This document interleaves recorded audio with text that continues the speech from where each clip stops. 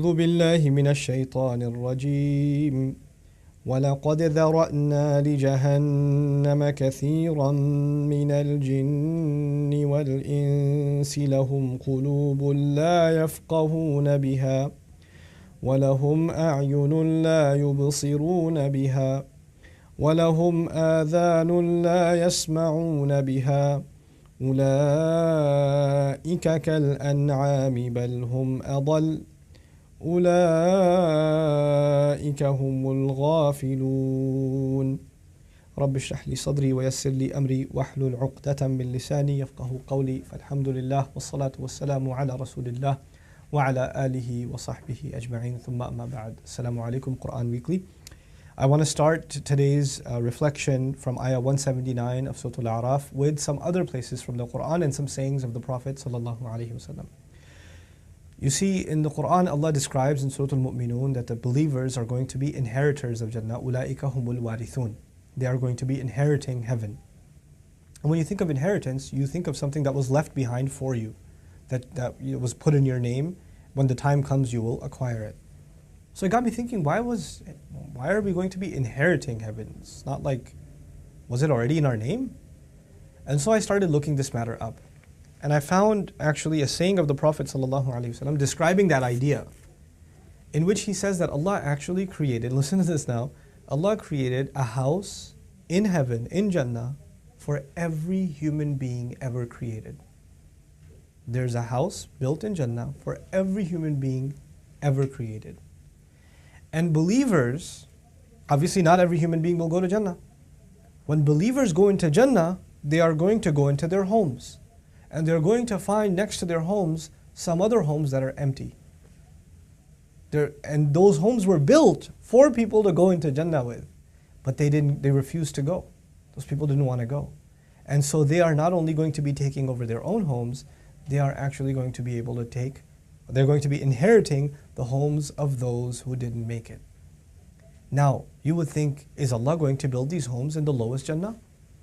Because if everybody's going to make it, then they can't all be in the highest Jannah. If you don't know, the highest Jannah is called Al-Firdaus, from which actually we get the Arabic word or the English word paradise. It's from that word Al-Firdaus. In the ayah, أُولَٰئِكَ هُمُ الْوَارِثُونَ الَّذِينَ يَرِثُونَ الْفِرْدَوْسِ هُمْ فِيهَا خَالِدُونَ. The houses that were built for all humanity originally are built in Al-Firdaus, the highest Jannah. Now understand this ayah. This ayah seems to be talking about the opposite. وَلَقَدْ ذَرَأْنَا لِجَهَنَّمَ كَثِيرًا مِنَ الْجِنِّ وَالْإِنسِ. We created for hell many human beings and many jinns and many human beings. I don't like the translation for here.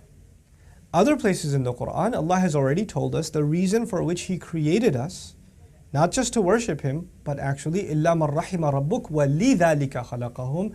Allah created you in order so He could show you love and mercy. That's what Allah Himself says. For that purpose and that purpose alone, Allah created you. In other words, Allah's goal was not to create you and throw you in hell. That was not His goal. His goal was to create you and put you in Jannah. Now, how come this ayah says, and the translation of li is the key here, we have created so many heading all the way to Jahannam. Allah is mentioning a tragedy in this ayah. I've created so many jinns and human beings, and they're heading towards Jahannam. Why are they doing this? لَهُمْ قُلُوبٌ لَا يَفْقَهُونَ بِهَا. They have hearts, but they don't think with them. They have hearts and they don't reflect with their hearts. In other words, this ayah does not say they have locked up hearts or they don't have hearts. They're heartless people. It began with they have hearts. They just never use them properly. لَهُمْ أَعْيُنٌ لَا يُبْصِرُونَ بِهَا. They have eyes, they don't see with them. لَهُمْ آذَانٌ لَا يَسْمَعُونَ بِهَا. They have ears, they don't listen with them. So they have hearts, they have eyes, and they have ears. They have. The fact that they have means they're capable of using them the right way to go to Jannah. So Allah made Jannah for you and me, and then He gave us three things. وَجَعَلْنَا لَكُمْ سَمْعًا وَأَبْصَارًا وَأَفْئِدَةً in Surah Al-Isra. He gave you hearing, seeing, and He gave you strong hearts. And if you utilize these three things properly, you've got a straight road to Jannah. But if you don't use these three things, then you only have yourself to blame because you had them. You had the tools. It's like you had the car, you never drove it. Don't blame anybody else. The car was filled with gas and everything. You even had directions. You never used it. Now let's talk a little bit about what does it mean to have a heart and not think with it. Because you would think brains think. Why is Allah saying hearts think? لَهُمْ قُلُوبٌ لَا يَفْقَهُونَ بِهَا. And fiqh is deep understanding. Because Allah says revelation, ayat, faith, it lies inside the heart. So when I walk down the street, and maybe I'm walking down the street with a geologist, or a botanist, somebody who studies plants, they can tell me the species of a tree, they can tell me how old a tree is, they can tell me what the best environment is to grow this tree to its optimal, span, or it's about to die or whatever. They can tell me all this stuff about this tree. I don't know any of that stuff. I don't study botany. I don't know any of that stuff.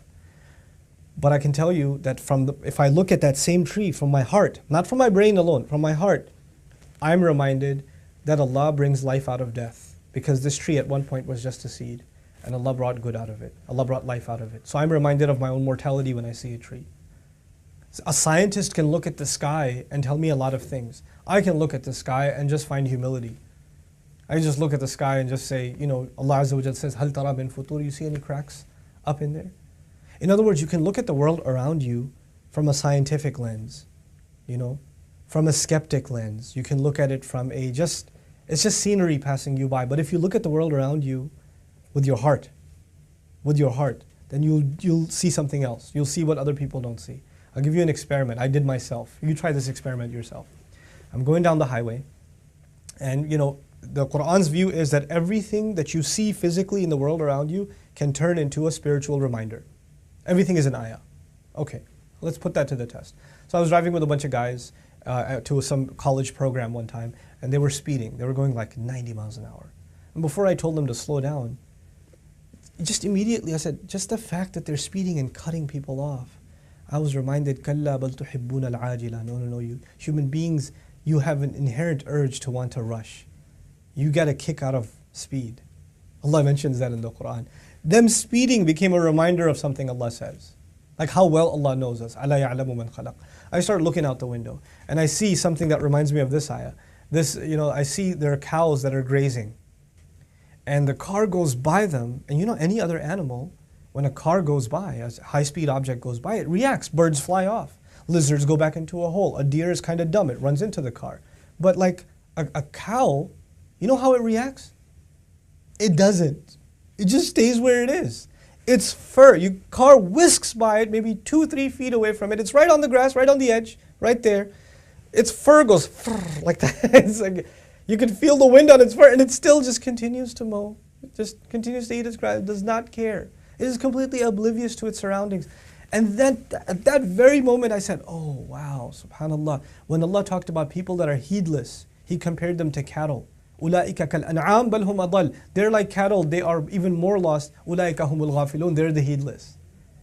What could be a bigger example of heedlessness than cattle? Allah didn't even compare it to any other animal. Because other animals react. Other animals have sharp reflexes. Cattle don't.